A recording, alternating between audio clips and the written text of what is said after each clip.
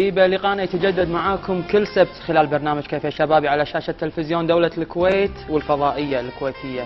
عموما كل شيء جديد راح تلاقونه معنا في برنامجنا. اليوم الحلقة راح تكون مختلفة نوعا ما، راح تشوفون شيء لأول مرة يطلع على التلفزيون وبالأخص شاشة تلفزيون دولة الكويت، شيء مميز وجميل جدا.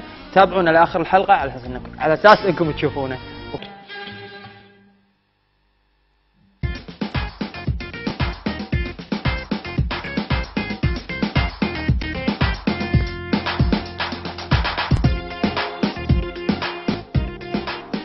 يمكن عبد الرحمن رجعنا إلى زمن الكرتون الجميل اللي كنا نتابعه بالثمانينات للأمانة وأوائل التسعينات. كلنا كأطفال كان لنا حلم أن نصير أبطال خارقين مثلا، أو أن نصير لو شيء بسيط من جراندايزر ولا سوبرمان ولا غيره من الكرتونز والأفلام اللي كنا نشوفهم. لكن ما شاء الله عندنا هني بالاستديو ناس طبقوا الشغلة هذه على أرض الواقع، طفلين مع أبوهم شرفونا بزيارتهم وراح يثبتون أن أقوى أقوياء العالم من الكويت عندنا. وهم فعلا أثبتوا أن بالقوة والإرادة نقدر نحقق أشياء وايد عديدة ممكن أنها تكون مستحيلة في نظر العديد من الناس. وفعلا لما شفنا التقرير اللي طاف عن جريندايزر وغيرها من الشخصيات العملاقة والقوية، أكيد ضيفنا لليوم داخل الاستوديو له علاقة وايد كبيرة بهذا التقرير. أكيد عندنا أبطال كويتيين لعبتهم اسمها السترونج مان، وهم أكيد أبطال في حمل الأثقال والمواد الثقيلة. يعطيكم العافية أول شيء مع الأبو عبد الوهاب الحداد، يعطيك العافية. الله يعافيك ويعطيكم العافية. وعيالك الله يحفظهم ويخليهم، عبد الله الحداد وسلطان الحداد، يعطيكم العافية. حياكم الله حبايبي. حياكم الله ويانا ونرحب فيكم واحنا سعيدين بوجودكم ويانا. دائما المشاهدين يقولون شباب لا تسولفون خلونا نشوف.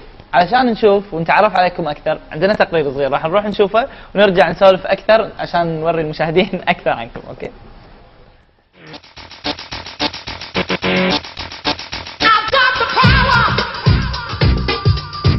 راح تشوفون معانا بتقرير اليوم من النادي هذا لا اله الا الله عليهم، اخوان اثنين اقهروا رجال كبار، لو ماي رجال يمارسون هوايه او رياضه كمال الاجسام. عبد الله وسلطان، عبد الله عمره 11 سنه وسلطان عمره 9 سنوات، اقهروا الريايل وصاروا اقوى اولاد في العالم. تبون تعرفون شلون؟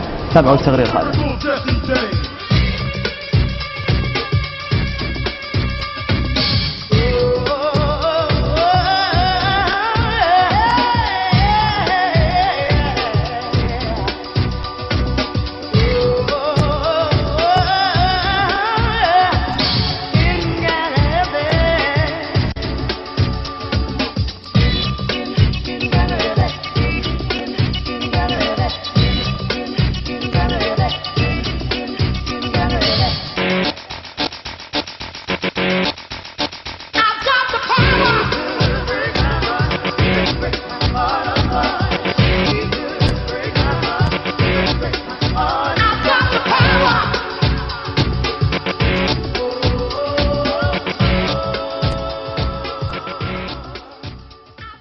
طبعا واحنا موجودين هنا في النادي شفنا احد الشباب اللي صار لهم فتره طويله يلعبون هوايه كمال الاجسام او رياضه كمال الاجسام. يعطيك العافيه. الله يعافيك. هلا.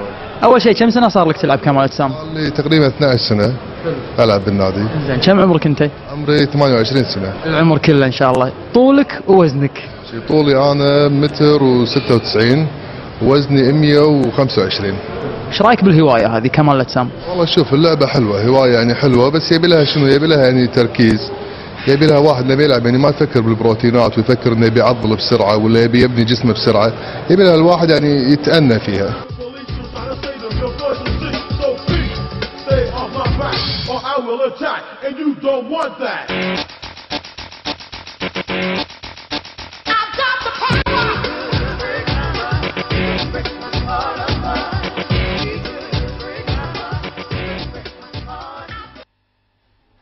ويانا داخل الاستديو الاستاذ عبد الوهاب الحداد، اقوياء العرب. وقبل لا ندش وياك بالحوار يمكن انا شفت هاشم بالتقرير، يعني احنا عاده نكون في قلب الحدث بس ما شفتك تشيل اثقال. راح تشوفيني بعد شوي اشيل شغلات ابله من الاثقال. طبعا كله بفضل كابتن عبد الوهاب الحداد.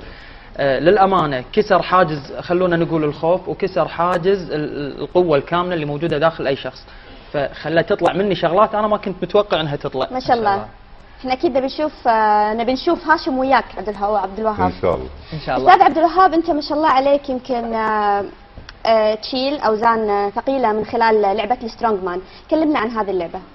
هي شوفي لعبتنا سترونج مان هي حمل الاثقال او حمل الحديد، الشغلات الثقيله اللي تكون خارقه بالنسبه لنا احنا.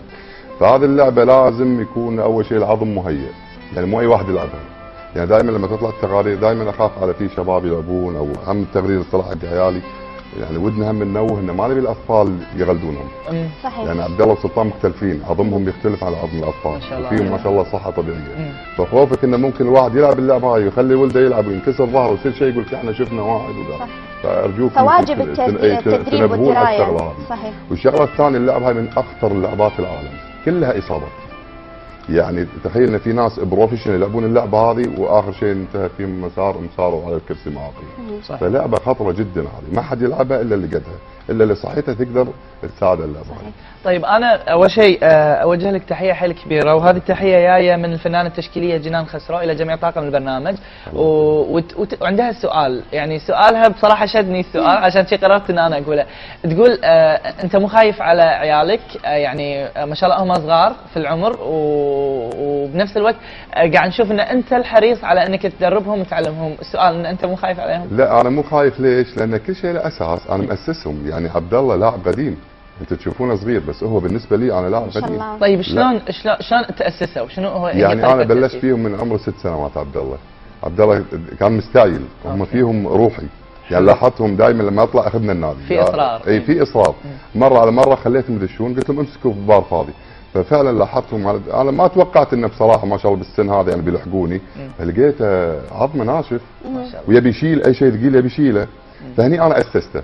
يعني ليش انا قاعد اقول تاسسته؟ يمكن صار له عبد الله الحين 5 سنين يلعب، لاعب قديم. انت تشوفونه عمره 11 مثلا، لكن هو يلعب وعمره 6 سنوات. سلطان لاعب قديم، ولهم افلام في اليوتيوب تشوفون عبد الله وهو صغير. يعني لا عبد الله فوق 70، قاعد يمارس الرياضه، فوق 70 فيلم لا تشوفه وهو صغير وهو كبر سلطان واصغر من سلطان قاعد. ما شاء الله. زين دام قلت لنا كذي استاذي، انا بسال عبد الله كلمني عن طريقه تمرينك، طريقه اكلك، شلون تتمرن مع الوالد كل يوم وترك، عن سالفه التمرين هذه. الاكل انا 4 وجبات في اليوم. حلو. وبعد شنو؟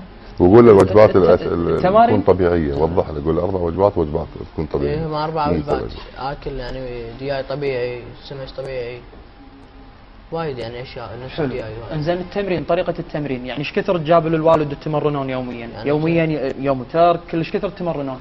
يوم ترك. حلو.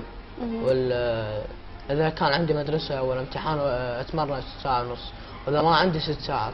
ما شاء الله. متواصل 6 ساعات متواصل. يمكن انا احب هم اقول معلومه للمشاهدين، يمكن انت قلت لي اياها استاذ عبد الوهاب قبل الهواء، ان ما شاء الله عبد الوهاب عنده 3 صبيان وبنتين وخمس بنات. و5 بنات ما شاء الله، لا اله الا الله. يمكن معظمهم مشاركهم في العاب يعني اصغر بنت حاليا في العاب تلعب تايكوندو، بنتي شوق.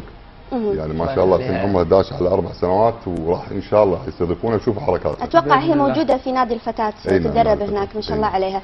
عموما خلينا نرجع لسؤالنا، يعتبر يمكن من اهم الاسئله، ان بالنسبه للاثقال اللي انتم تشيلونها، ويمكن احنا شفنا بالتقرير ما شاء الله ولدك عبد الله شايل اثقال وزنها وايد عالي وكثير. شايل وزنه ما شاء الله، لا اله الا الله. فكلمنا عن الاوزان اللي ممكن تكون بحدود الحد الاقصى، يعني اللي حق ممكن تشيلونها حق العيال وحق حضرتك. خليني اقول الشغله، شوفي هي الاثقال والاوزان المفروض لها يعني نظام. مثلا يعني انا ما اقدر اخلي ولدي مثلا فجاه يوصل لوزن معين، فاحنا ما عندنا التوب هذا لازم انا شنو اهيئ له قبل شهر شهرين يصير. يعني مثلا عبد الله ابي يشيل 120 كيلو، ابي فاجئ العاده، ما اقدر ادخله على طول.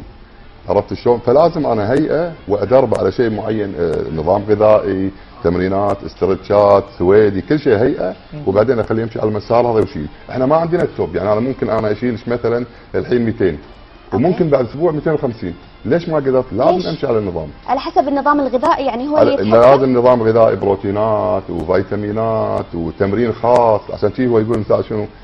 يقول انا تمرين بعض الاحيان 1.5 ساعة وبعض الاحيان 6 ساعات. 6 ساعات يعني على بطال عوز. ما ياكلون حلاوه وكاكاو ولا بن. والله هاي مشكلتهم.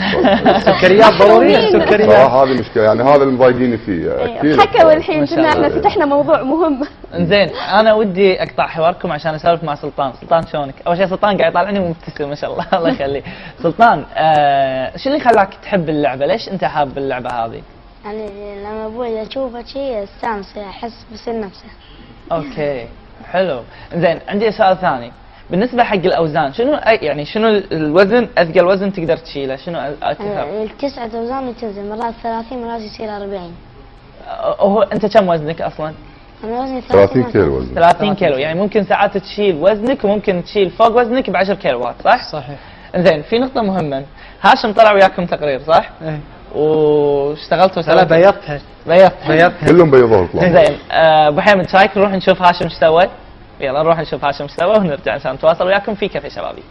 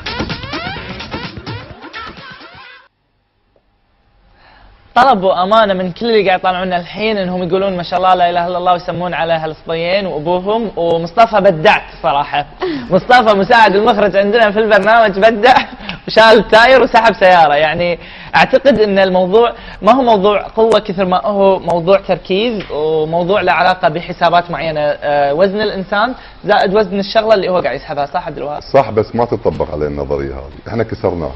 يعني الحين لما تيجي عند عبد الله تقول وزنه ما شاء الله 40 ويسحب 3 طن ونص، هذا خارق.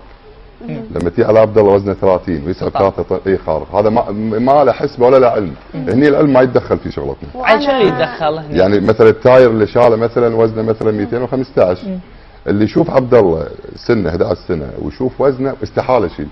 ولو شال شوي يقول بيتعور. شفناها بعد هاشم بالتقرير مبدع يا هاشم. هو للامانه يعني ما شاء الله لا اله الا الله والله يحفظ عبد الله وسلطان. عبد الله وسلطان شالوا التاير اللي كان وزنه تقريبا 250 260 كيلو تقريبا 200 250 كيلو. بعدين رحنا نشيل التاير انا ومساعد المخرج عبد الله الشكناني والمصور اللي كان ويانا، يعني بالغصب شلناه. ما شاء الله. يعني اللي ابي اساله انا واللي بقوله ان استاذ عبد الوهاب واحنا كنا عندكم قاعدين نصور قلت لنا ان اللعبه هذه تختلف اختلاف كلي تماما عن كمال الاجسام. 100%.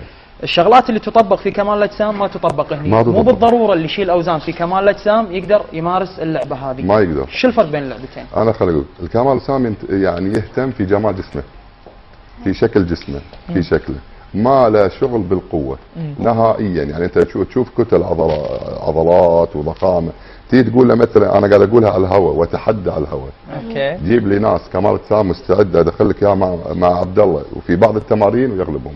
مو انا بالعكس انا احترمهم بس هم يهتمون بجسمهم كشكل يعني. شكل يعني يفصخ جسمه حلو عضلات معدته، لكن كقوه او كصلابه واربطه لا مستحيل بعيد انا عن اتوقع بعد ام عبد الله ما شاء الله مرتاحه في البيت، يمكن مريحينها شايلين عنها الحمل يعني الاشياء الثقيله خصوصا.